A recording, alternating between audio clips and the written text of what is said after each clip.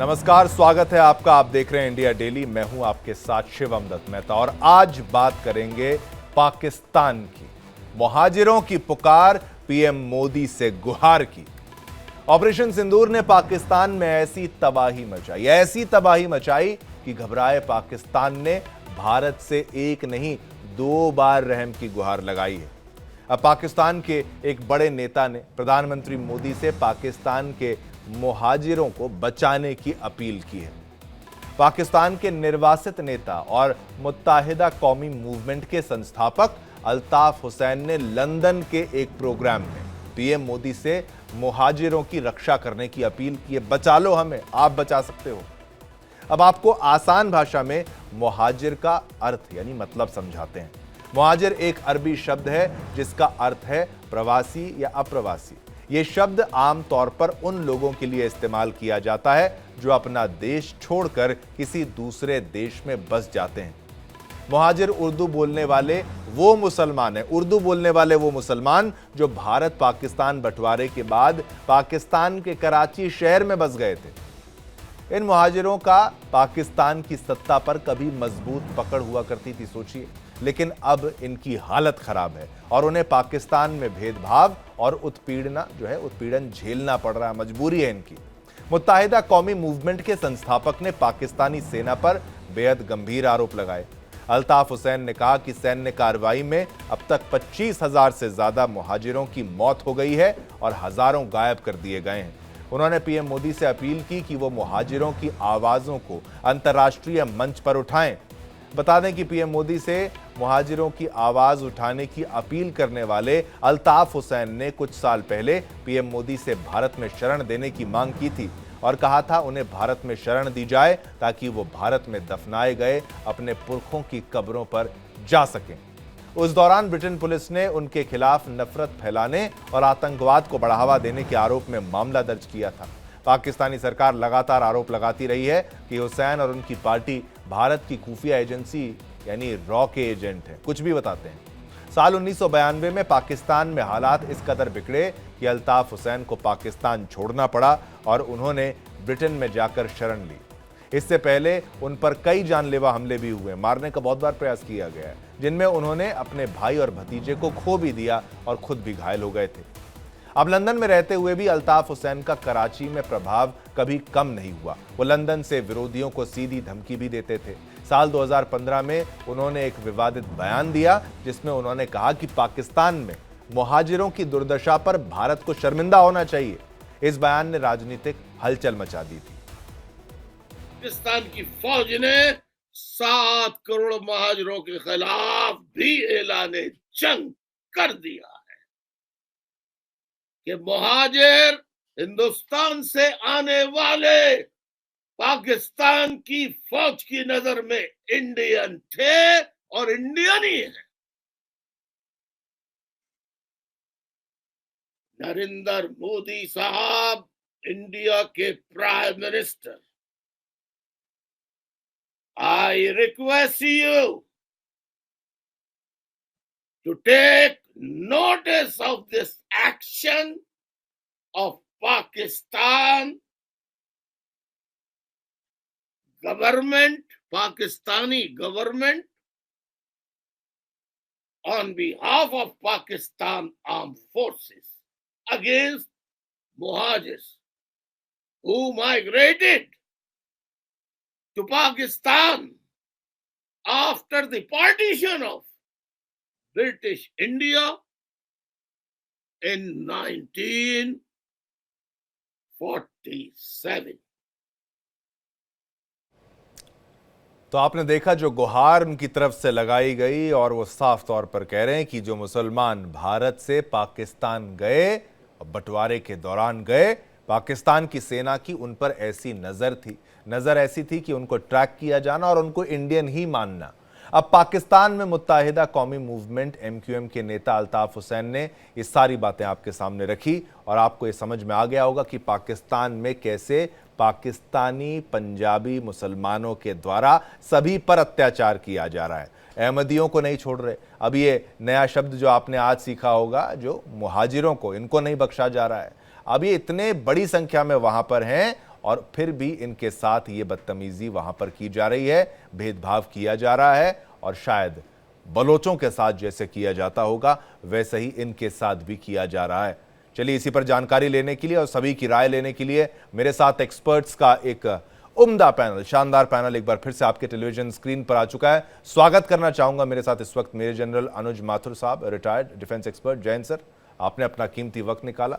Colonel Shivdan Singh ji हैं, retired defence expert, बहुत बहुत शुक्रिया सर आपका कीमती वक्त निकालने के लिए। Group captain UK Devnath ji, retired defence expert. Jain sir, आपका भी बहुत बहुत शुक्रिया। और साथ ही साथ हमारे साथ संजीव श्रीवास्तव जी हैं, विदेश मामलों के जानकार हैं और हर मामले पर अपनी एक्सपर्ट एनालिसिस देते हैं, आपका भी शुक्रिया। सबसे पहले चलिए इस मामले को अब हम समझने का प्रयास करते हैं, क्योंकि ये एक रिक्वेस्ट है और खास तौर पर एक ऐसे मामले को समझने के दृष्टिकोण से। संजीव जी, आपसे मैं शुरुआत करना चाहूंगा। ये मुजाहिरों वाला मामला, यानी बंटवारा जो हुआ, तो बंटवारे का कोई फायदा मुझे समझ नहीं आया, मतलब बंटवारा करने का लॉजिक समझ नहीं आया, और बंटवारा हो गया और जो वहां चले गए, और ठीक है जो भी है, पर उनको फायदा कुछ नहीं। बॉटम लाइन की बेवकूफी हो गई एक तरीके से, बंटवारा हो गया और फिर भी लड़ाई भी हो रही है, और जो गए उधर वो भी परेशान है, चाहे वो मुसलमान क्यों ना हो। अहमदियों को नहीं छोड़ रहे, मुजाहिरों को नहीं छोड़ रहे, बलोचों को नहीं छोड़ रहे। ये पाकिस्तान के, ये पंजाब प्रांत के जो लोग हैं, ये हैं क्या? ये आतंकवादी हैं क्या? ये आर्मी है या आतंकवादी हैं? देखिए, इनका जो चरित्र है वो तो आतंक परस्त है ही, इसमें कोई दो राय नहीं है। ये जो पंजाबी सुन्नी डोमिनेशन पाकिस्तान के इस्टेब्लिशमेंट में दिखता है, इसको बना करके रखा गया है।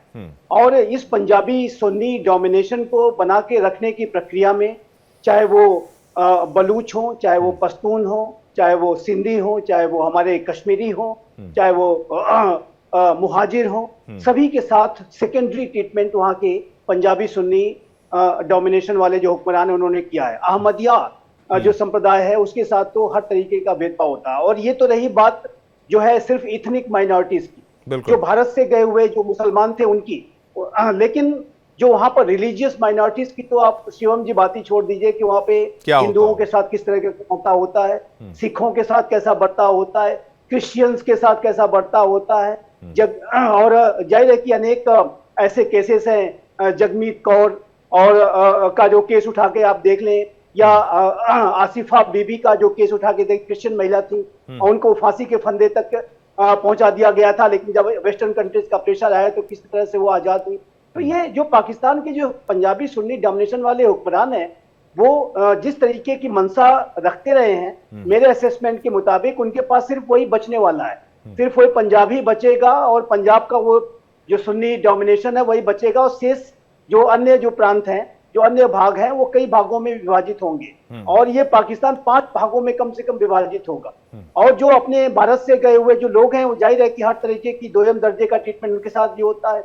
अल्ताफ हुसैन साहब ने जो बात आज से नहीं, वो बहुत दशकों से ये बातें रख रहे हैं और उनके साथ हर तरीके का भेदभाव किया जाता है। उनको ये मुल्ला मुनीर उस दिन बड़े ही 2 नेशन थियरी की बातें कर रहे थे, लेकिन मुहाजिरों के साथ आप क्या करते हैं जरा ये बेहतरीन, ये महत्वपूर्ण, ये इंपॉर्टेंट पॉइंट। 2 नेशन थ्योरी की बात करने वाला आदमी और उसी के नेशन में ये हाल हो, उसी के मजहब के व्यक्ति का, तो फिर ये समझ में आता है कि ये 2 नेशन जो पूरा थ्योरी है, इसको होना ही नहीं चाहिए था। आपकी राय सबसे पहले। अब माथुर साहब, मैं आपके पास आता हूं। ये 2 नेशन थ्योरी की बात संजीव साहब ने बहुत अच्छी याद यहां पर दिलाई है।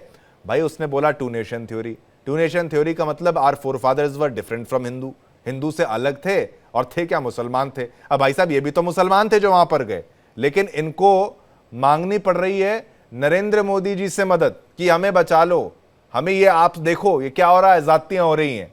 यानी कि पाकिस्तान तो रोता ही रोता है, मोदी को याद करता ही करता है, लेकिन पाकिस्तान में जो परेशान है वो भी मोदी को याद कर रहे हैं कि उनको भी उम्मीद मोदी से है।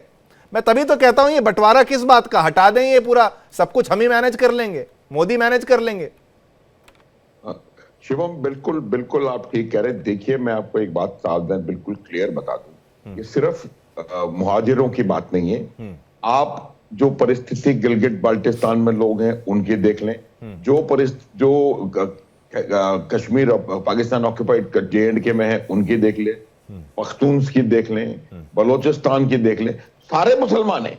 दो टू नेशन थ्योरी कहां है? बिल्कुल। टू नेशन थ्योरी तो सिर्फ उसके उस मुल्ला मुनीर के दिमाग में है। देखिए, उन्होंने किसी भी ऐसे व्यक्ति को जो पंजाबी सुन्नी नहीं है उनको आगे बढ़ने नहीं दिया।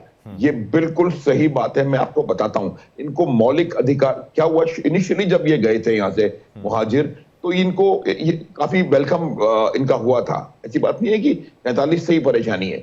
12-13 साल के बाद, और इनको अच्छे डिप्लोमेसी में, ब्यूरोक्रेसी में इनके अच्छे लोग थे मुहाजिरों के, लेकिन उसके बाद इनको लगा कि ये तो बहुत गड़बड़ हो गई, ये तो सुन्नी पंजाबी सुन्नी नहीं है। उसके बाद इन्होंने इसके ऊपर अत्याचार करना शुरू किया, और इतना अत्याचार किया है कि अगर उसकी बात को माने, अल्ताफ की बात को, तो 25,000 एबल बॉडीड लोगों को इन्होंने गायब कर दिया या खत्म कर दिया। जो इन्होंने बलोचिस्तान में किया हुआ एग्जैक्टली वही यहां पर हो रहा है। हालांकि अल्ताफ हुसैन भी कोई दूध का धुला तो ये भी नहीं है, लेकिन परेशानी ये है कि सुन्नी मुसलमान जो कि पंजाबी है, उसके अलावा हर कौम को, हर चीज को दोयम दर्जे का ट्रीटमेंट वहां पर मिला है, इसमें मुझे कोई संदेह नहीं है। और दोयम से भी गया गुजरा, मुझे लगता है दोयम से भी बेकार। और यही मैं बता रहा हूं कि उनको मौलिक अधिकार नहीं है, उनको राजनीतिक अधिकार नहीं है, उनको, मुझे लगता है कि बहुत ज्यादा कोई उनको मार दबा के रख रहा है, उनको खत्म कर रहा है। एक्चुअली वो कन्वर्ट भी क्या करेंगे? मुझे लगता नहीं कि उनका आइडिया क्या है। वो खत्म करेंगे इन सब तमाम कौमों को, और सिर्फ एक पाकिस्तान रह जाएगा। और जो संजीव जी कह रहे हैं बिल्कुल सही कह रहे हैं। अब आप देखेंगे बहुत जल्द हम उसी पर डिस्कशन होगा कि अब ये टुकड़े हो गए, इनके साथ अलग अलग कैसे हैंडल करना है आपको, ये बात करने की। ये उन्होंने एक बात और कही है कि जो मुहाजिर हैं वो डिफेंसलेस हैं, निहत्थे हैं, और उनके पास कुछ भी अधिकार जो उनको दे नहीं रखे हैं, और आर्मी उनके पीछे पड़ी हुई है। यही बात मैं हर बार कहता हूं आपको शिवम, कि उनकी जो सबसे बड़ा आतंकवादी संगठन है वो पाकिस्तान की आर्मी है। उसमें कोई किसी को संदेह नहीं। मैं एक और बात बताता हूं, देखिए, जो violence of a radical mind, आप जो रेडिकल माइंड की वायलेंस है, जो कि वहां के एजुकेशन इकोसिस्टम की वजह से वहां उसमें पैदा हुई है, उसको पढ़ाया जाता है शुरू से, पहली दूसरी क्लास से उसको बताया जाता है कि आपको काफिरों को मारना है, आपको ये करना है, और आपके अलावा किसी और को जीने का अधिकार नहीं है, और आप अगर देश के लिए ये करेंगे तो 72 उड़े मिलेंगी, फलाना फलाना। It is there. और उस रेडिकल माइंड की जो वायलेंस है उसको निकालना आसान नहीं है, क्योंकि उसको आप ये देखें, हमास देख लीजिए आप, वहां लड़ रहा है, वहां मार खा गया, आज तो सिनवार भी खत्म कर दिया उन्होंने भाई लेबे, तो वहां सब कुछ खत्म हो रहा है, तो वो कश्मीर में आके जिहाद कर रहा है। उनको सिवाय लड़ने के कुछ नहीं आता, क्योंकि उनका जो सिस्टम, इकोसिस्टम है जिसने उनको सिखाया है, वो इस प्रकार से सिखाया गया है कि उनको उनके हिसाब से किसी और अन्य को जीने का अधिकार नहीं है। और पाकिस्तान में सुन्नी मुसलमान पंजाबी को छोड़ के बाकी सब अन्य हैं, और अन्य को जीने का अधिकार नहीं है। ये बिल्कुल निश्चित तौर पे उनको बताया गया है। और ये 65% 65 से 75% आर्मी जो है वो पंजाबी सुन्नी मुसलमानों के द्वारा बनी हुई है, और भी बेल्टेड फोर्सेस में है, क्योंकि तमाम उनके हैं, चाहे वो फ्रंटियर कोर हो या रेंजर हो या कोई भी हो। तो ये पूरा डोमिनेशन है, लॉ मेकिंग उनके हाथ में है, गवर्नेंस उनके हाथ में है, और जो लॉ एनफोर्सिंग है वो भी उनके हाथ में है। तो फिर कैसे किसी को न्याय मिलेगा? मतलब कोर्ट भी उनकी, और लॉयर भी उनका, जज भी उनका, और सजा देने वाला वो हाथ देने वाला भी, जल्लाद जेलर भी वही, जेलर भी वही, जल्लाद भी वही, वो तमाम चीजें। लेकिन ये जो आपने कहा, बिल्कुल जिसकी तरफ से ये मांग उठाई गई कि भाई हमें बचा लो, उनके ऊपर भी आप शक करें, बिल्कुल सही है। लेकिन महत्वपूर्ण ये है कि ये मुद्दा सामने आ रहा है, और ये मुहाजिरों वाला जो मुद्दा है, ये अब जाकर सामने आया बड़े लेवल पर। ये एक स्टेटमेंट था, और ऑपरेशन सिंदूर के बाद ये मुद्दा सामने आना इस बात की तस्दीक करता है कि पाकिस्तान अपने आप ऑटोमेटिकली बेनकाब जैसे होता है, उसका सिलसिला अब और तेज होता हुआ जा रहा है। देवनाथ जी, आपके पास मैं आना चाहूंगा, इस पूरे मामले को आप कैसा देखते हैं? और ह्यूमन राइट्स वायलेशन, वो तमाम चीजें, फिर वो बिल्कुल सही बात है, टू नेशन थ्योरी और इस्लाम की बात करना, कहना कि हम अलग हैं, तो फिर ये तो फिर इनको भी कल को कह देंगे मुहाजिर जो हैं ये मुसलमान नहीं होते, अहमदियों को तो मुसलमान नहीं मानते, मस्जिदों को बम से उड़ाते हैं। हाँ शिवम, ये मानना पड़ेगा कि मुजाहिर जो हैं वो पाकिस्तान में भारत से जो भी मुस्लिम गए थे, चाहे कहीं से भी भारत के किसी हिस्से से गए हैं, उनको मुजाहिर माना जाता है। और थोड़ा सा उनके प्रति हीन भावना है पाकिस्तान के जो ओरिजिनल पंजाबी मुस्लिम हैं। अगर हम देखें तो पाकिस्तान की टोटल आबादी करीबन समझिए 24 करोड़ है, उसमें से मुजाहिर्स हैं 14 करोड़। यानी पाकिस्तान की आबादी के आधे से ज्यादा लोग मुजाहिर हैं। तो होता क्या है कि इनको थोड़ा सा हीन भावना से तो देखती हैं जो सुन्नी मुसलमान है, पंजाबी मुसलमान है पाकिस्तान का ओरिजिनली। इनको वहां अपने को सिद्ध करना पड़ता है। किसी भी लाइफ का दर्जा हो, पहले उनको दिखाना पड़ता है कि वो अच्छे हैं। वैसे मैं दर्शकों को बता दूं कि जैसे मोहम्मद अली जिन्ना हैं, वो भी मुजाहिर माने जाते थे, अभी भी उनको मुजाहिर माना जाता है। पाकिस्तान के जो फर्स्ट प्राइम मिनिस्टर थे लियाकत अली खान, पहले प्रधानमंत्री पाकिस्तान की, वो भी मुजाहिर थे। क्रिकेटर्स में भी कुछ मुजाहिर ने नाम कमाया। सरफराज अहमद था, जावेद मियांदाद, सईद अनवर, ये सब क्रिकेटर हैं जिन्होंने कि मुजाहिर होने के बावजूद पाकिस्तान में नाम कमाया। पाकिस्तान की आर्मी में भी काफी मुजाहिर ने बहुत मेहनत करके बार बार अपने को प्रूव करके ऊपर ले गए। सबसे प्रोमिनेंट नाम होगा जनरल परवेज मुशर्रफ का, जो कि वहां पर मुजाहिर माने जाते थे, फिर भी पाकिस्तान की आर्मी में हाईएस्ट रैंक तक पहुंचे। तो पाकिस्तान ऐसा एक देश है जहां 24 करोड़ की पॉपुलेशन में अगर 14 करोड़ लोगों को, मुजाहिर्स को, वो हीन भावना से देखेंगे तो आगे कहीं नहीं जाएंगे। तो मैं उम्मीद सिर्फ कर सकता हूं कि आस्ते आस्ते ये 14 करोड़ मुजाहिर जो हैं, ये पाकिस्तान की 24 करोड़, बाकी जो 10 करोड़ दूसरे मुसलमान हैं, उनके साथ मिलजुल कर रहेंगे, घुल मिल पाएंगे। जी, एक में कंफर्म कर लेते हैं कि ये 14 करोड़ है कि ये 1.4 करोड़ है, ये भी महत्वपूर्ण है। 14 पॉइंट, हाँ, ये जरूर देख लेंगे। मुझे लगता है शायद 14 करोड़ नहीं, 1 करोड़ समथिंग कुछ ऐसा इनकी आबादी है। उतनी बड़ी आबादी यहाँ पर नहीं। इस फैक्ट को हम यहाँ पर करेक्ट करते हुए आलोक वत्स जी भी हमारे साथ आ गए हैं, कर्नल शिवदान जी भी हमारे साथ हैं। शिवदान जी, आप कुछ कहना। माथुर साहब आप पर आऊंगा, पहले एक चक्कर सभी से। हाँ शिवदान जी। मैं शुरू में ये बताना चाहता था कि पाकिस्तान एक ऐसा देश है जहां पर अभी तक भूमि सुधार लागू हुआ ही नहीं है। अंग्रेज जिस स्थिति में छोड़ गए थे जमीन को, उसी स्थिति में है। फ्यूडल सिस्टम पाकिस्तान में अभी भी चल रहा है। पाकिस्तान की 60% जो जमीन है, जो कि पाकिस्तान एक कृषि प्रधान देश है, उसमें 60% कृषि की जमीन केवल 545 परिवारों के पास है। जिस तरह के ये हमारे ये भुट्टो फैमिली है, हजारों एकड़ जमीन इनके पास है।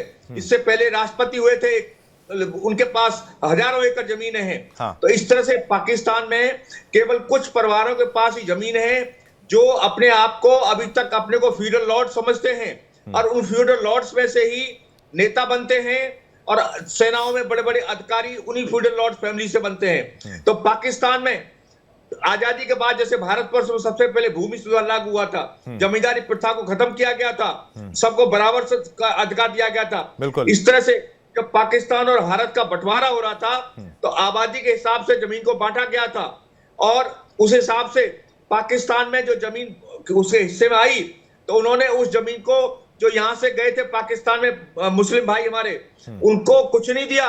वो सारी की सारी फ्यूडल लॉर्ड्स अपने पास रखी हुई है।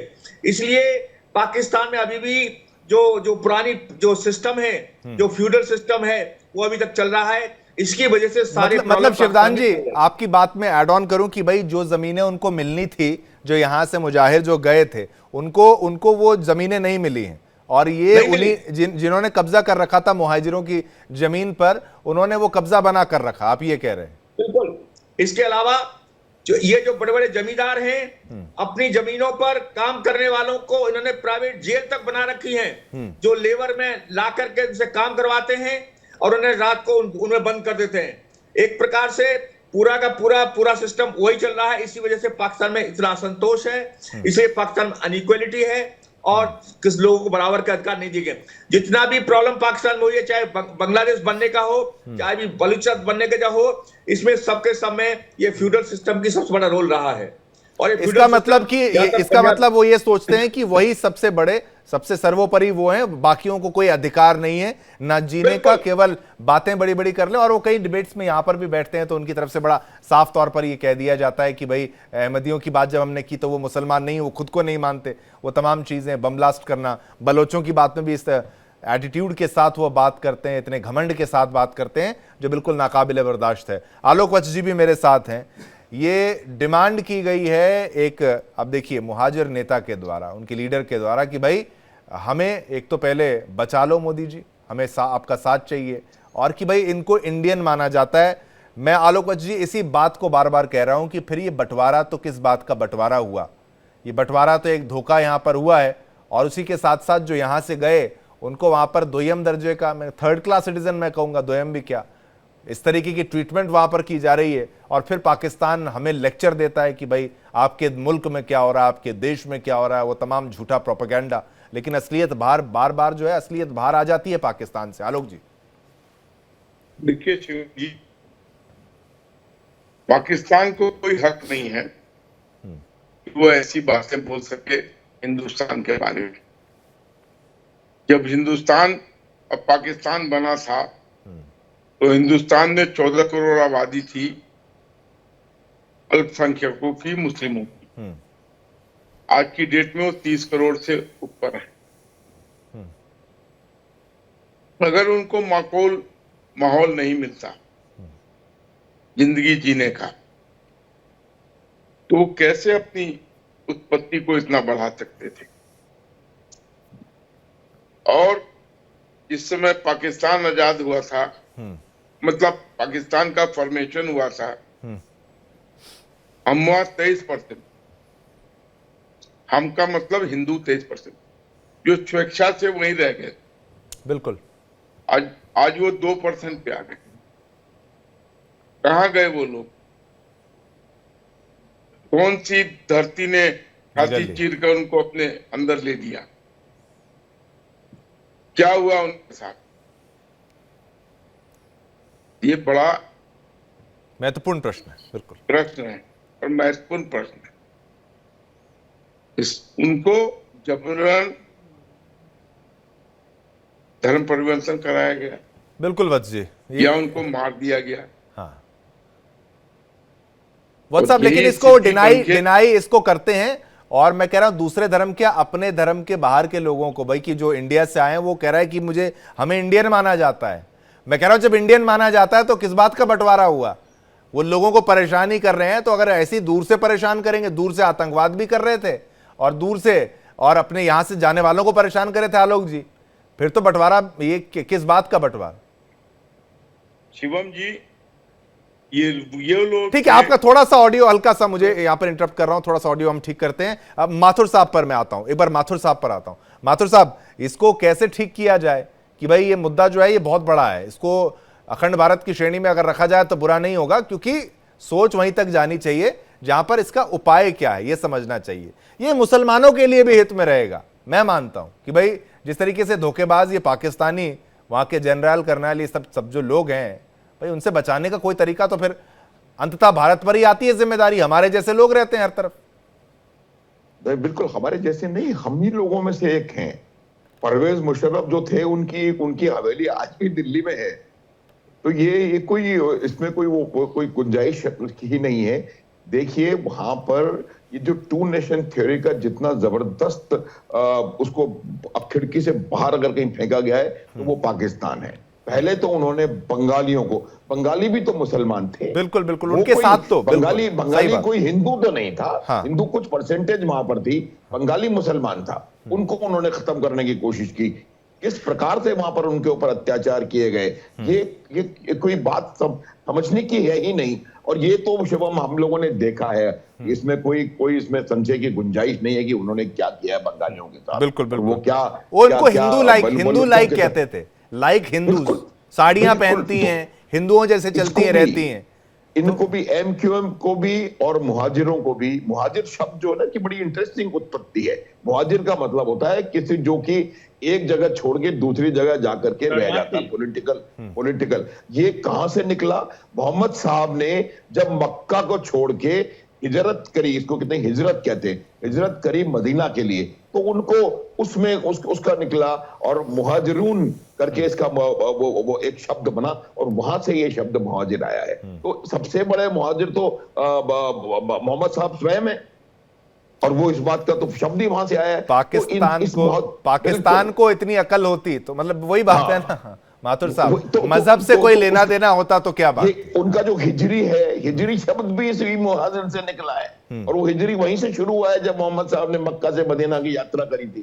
तो ये जो इस्लाम है जिसको कि हम आज की तारीख में देख रहे हैं, जिसको कि इंडोनेशिया तक ने कहा है कि ये इस्लाम नहीं है, वो इस्लाम एक डिस्टॉर्टेड वर्जन ऑफ इस्लाम है जो कि पाकिस्तान के सुन्नी पंजाबी मुसलमानों ने अपने आप को अपने तरफ इसको करने के हिसाब से इसको ठीक कर दी, अपना इंटरप्रिटेशन इसका निकाला हुआ है। और मैं आपको एक बहुत बड़ी बात बताता हूं कि ये बात आज का कश्मीरी मुसलमान भी समझ चुका है। इसलिए आप इस बात को यकीनी तौर पर समझ लें कि आज की तारीख में कश्मीर में 0.1% से ज्यादा लोग ऐसे नहीं हैं जो कि पाकिस्तान की भाषा बोलते हैं, और जो है उनका कोई फायदा जरूर है, उनका कोई फायदा फंडिंग या लिंक या कोई ऐसे शादी ब्याह कह लें, कुछ भी कह लें, उनका जरूर लिंक होता है।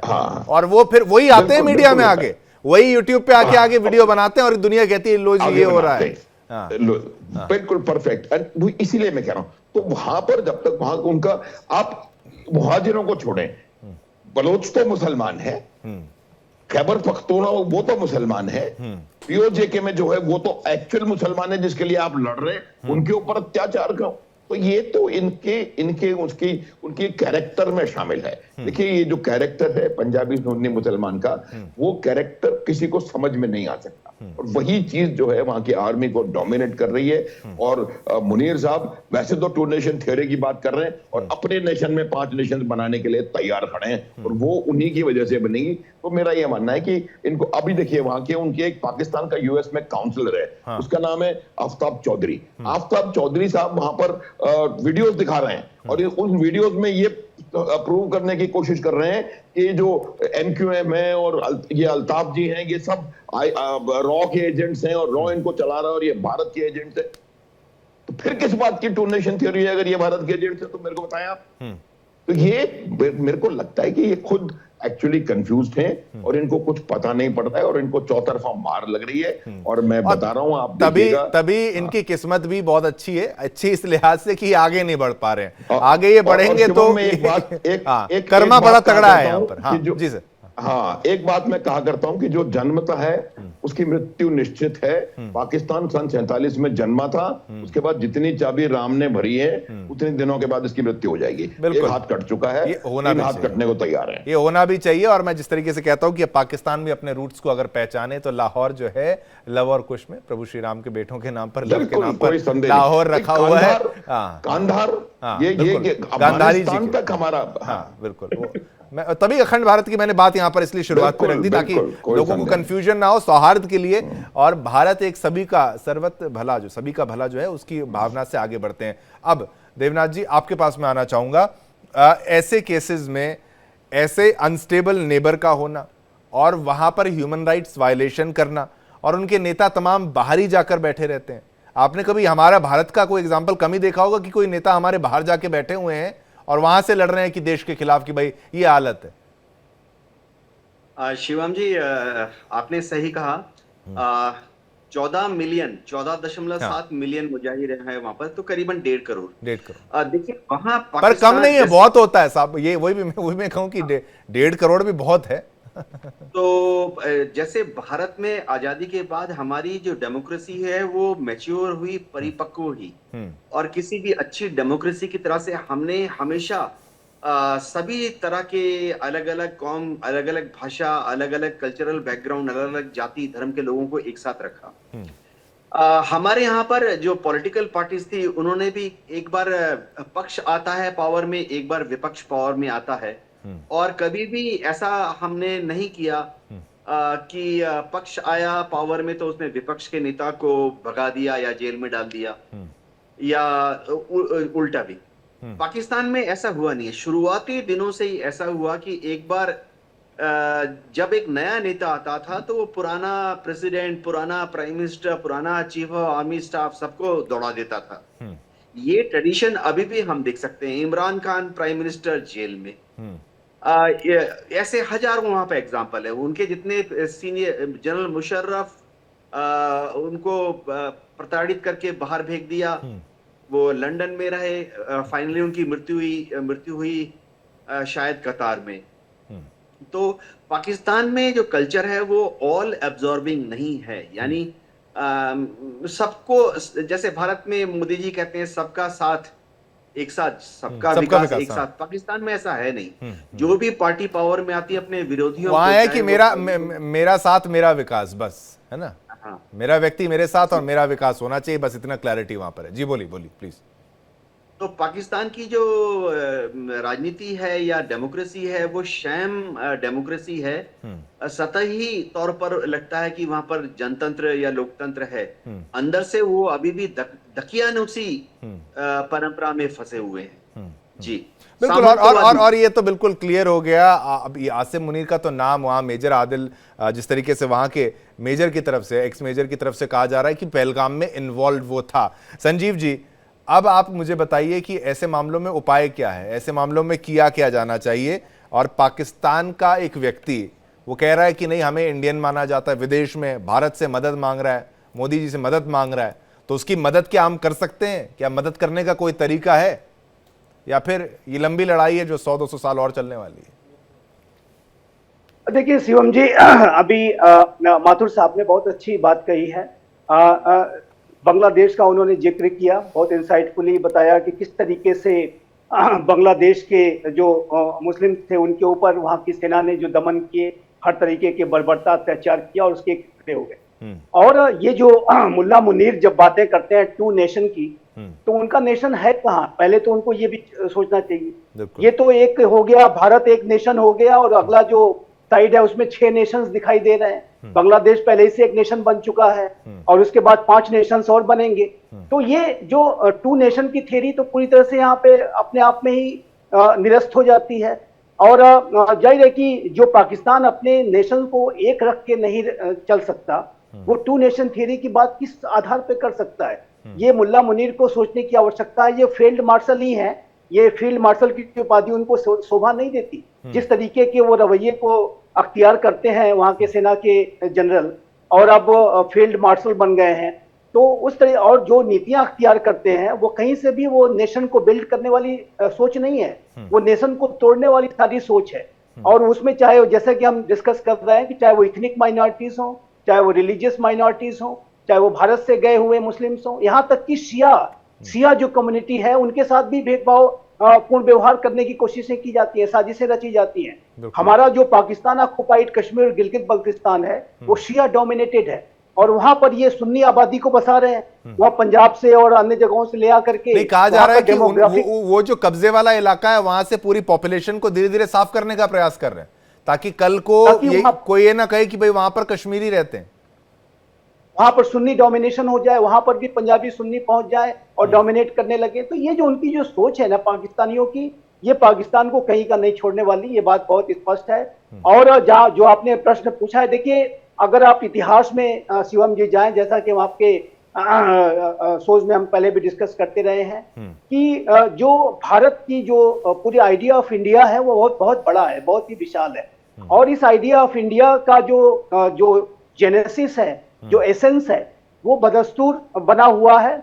और मेरा ऐसा मानना है कि कालखंड के अनुसार भले से जो पॉलिटिकल बाउंड्रीज चेंज होती रहती हैं, और भविष्य में ऐसी आप संभावनाओं से इनकार नहीं कर सकते कि ये बाउंड्रीज फिर से चेंज होंगी। और ये जो आइडिया ऑफ इंडिया है वो इंटैक्ट है, जो अखंड भारत का जो विचार है वो इंटैक्ट विचार है, वो वैदिक काल से चला आ रहा है, आज की बात नहीं है। 5000 साल पुराना ये विचार है।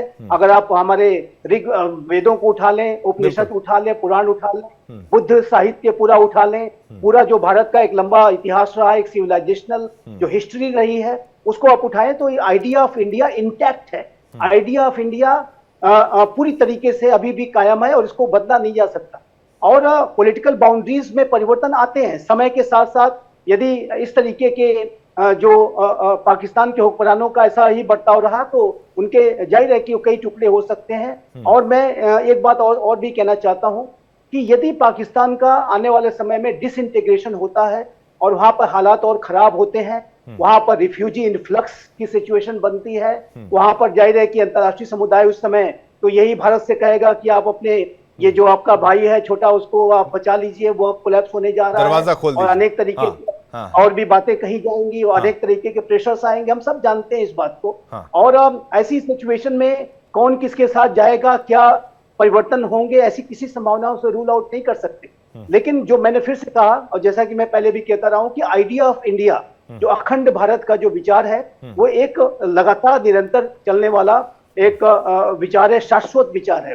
वो एक अखंड भी है, शाश्वत भी है, और वो भविष्य में भी उसका रिलेवेंस बहुत बड़ा है। संजीव जी, हाँ, ये महत्वपूर्ण आपने प्रश्न उठाया कि कल को क्या कुछ होगा पाकिस्तान में।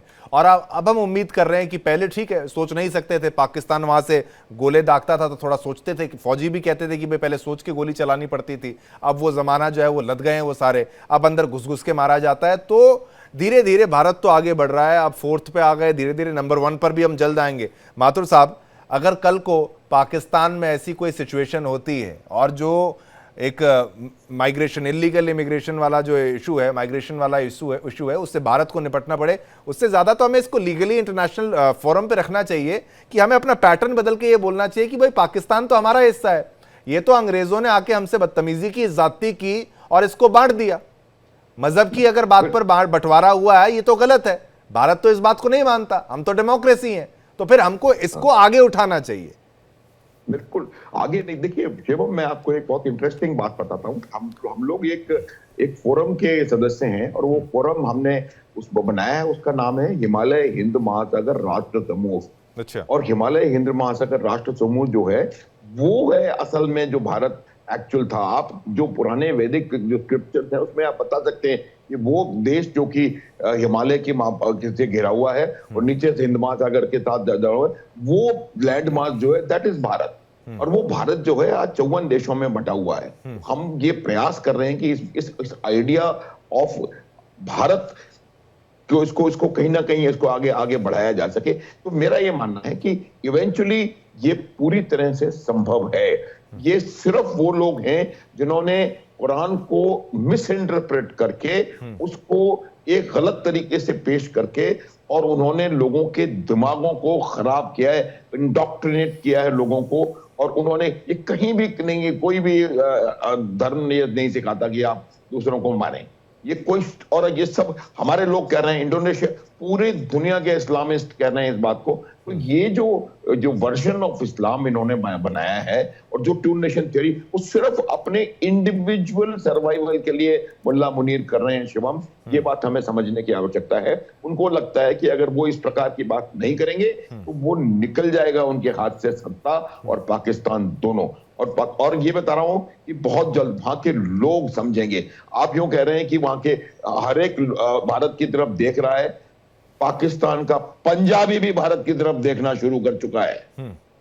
वहां के लोग, जो पंजाब के लोग हैं, वो भी कह रहे हैं कि हमें एक मोदी जैसा लीडर मिले तो हम भी आगे बढ़े। तो ये आप देखिए कि ऑटोमेटिकली एक बृहत्तर भारत का जो आइडिया है वो कहीं ना कहीं सामने अपने आप उभर करके आ रहा है। बिल्कुल, और यहाँ के लोग जो हैं इस बात को करेंगे। आप देखिएगा किस प्रकार से अफगान लोग भी इस बारे में सोचेंगे। म्यांमार, नेपाल, श्रीलंका, ये सब अफगान तो बिल्कुल वैसे भी पसंद करते ही हैं। अगर बात की जाए भारत को, तो अफगानी जो लोग हैं वो पाकिस्तानियों को गालियां देते हैं लेकिन हिंदुस्तान को पसंद करते हैं। अफगानी ये आपने ये जानते हैं, हमारे सीनियर बैठे हुए हैं यहाँ पे, तो जो एनडीए में मेरे कोर्समेट्स थे अफगानी, मैं उनको जानता हूँ अच्छे तरीके से। और उनसे ही वो ये पूरा जो अफगान की जो फीलिंग है वो यही है कि वो इंडियंस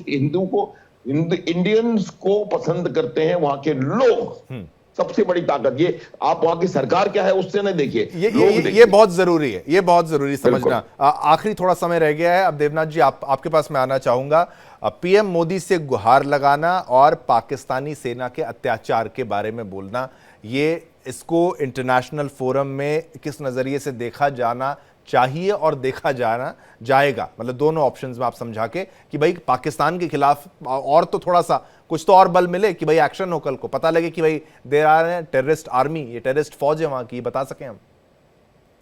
शिवम, इसमें कोई शक नहीं है कि भारत को यूनाइटेड नेशन और अलग अलग वर्ल्ड के जो फोरम है वहां पे ये बात उठानी चाहिए कि किस तरह से पाकिस्तान में ना सिर्फ हिंदुओं का, क्रिश्चियंस का, सिख्स का बहिष्कार करते हैं, नीचा दिखाते हैं, माइनॉरिटीज के साथ दुर्व्यवहार करते हैं, वरन उनके जो अपने जो लोग हैं, चाहे वो सिंधी हो, पश्तून हो, मुजाहिर हो, बलूच हो, शिया, अहमदिया, सभी का तो वो तिरस्कार करते हैं। तो शायद ये भारत के लिए बहुत उचित कदम होगा कि अलग अलग जो मानवतावादी संगठन है उनमें इस बात को उठाए। जी बिल्कुल, ये बेहद बेहद महत्वपूर्ण है और इसको आगे तक उठाया जाना चाहिए। एक लास्ट कमेंट संजीव जी आपसे भी मैं लेना चाहूंगा, अंत में कुछ लाइनें। हाँ, देखिए, मेरा ऐसा मानना है कि ये जो अखंड भारत का जो विचार है ये बहुत ही सशक्त विचार है, बहुत ही शाश्वत विचार है और ऐतिहासिक है, सिविलाइजेशनल है और इसकी जो महत्ता है वो आने वाले समय में और भी बढ़ेगी। और जैसे जैसे भारत विकसित भारत की तरफ बढ़ेगा, भारत का उत्थान और विकास तेज गति से होगा, वैसे वैसे मेरा मानना है कि भारत की तरफ और भी इसी तरीके की अभिरुचि राष्ट्रों की बढ़ेगी और ऐसे में किसी भी तरीके का पॉलिटिकल बाउंड्रीज फिर से रीड्रॉ हो सकती हैं। ऐसी संभावनाओं को इनकार नहीं कर सकते, लेकिन भारत की जो भूमिका है वो लगातार निभाएगा और भारत जाहिर है कि सशक्त और मजबूत तरीके से अपने राष्ट्र के निर्माण की तरफ आगे बढ़ रहा है और भारत का जो मैं बहुत ही उज्जवल भविष्य देखता हूं। ठीक है, सभी का बहुत बहुत शुक्रिया। माथुर साहब आपका, श्रीवास्तव जी आपका, देवनाथ जी आपका बहुत बहुत, सभी को जय हिंद भी। तो दर्शकों, आपने देखा पाकिस्तान के अंदर मौजूद लोग और वो वर्ग जो कि वहां पर कम संख्या में माइनॉरिटी में है, लेकिन 1 करोड़ से भी ज्यादा हैं, फिर भी वो परेशान हैं मुसलमान होने के बावजूद। तो हम ये सोचते हैं कि भाई फिर बंटवारे का फायदा क्या हुआ? अगर इनको टू नेशन थ्योरी की बात ही करनी थी तो अपने मजहब के लोगों को ठीक से नहीं रखना है, फिर ये जो बंटवारा है ये बेकार ही गया। ये चर्चा महत्वपूर्ण थी, मोदी जी से गुहार लगाई गई थी और आगे क्या करना चाहिए वो देखना होगा।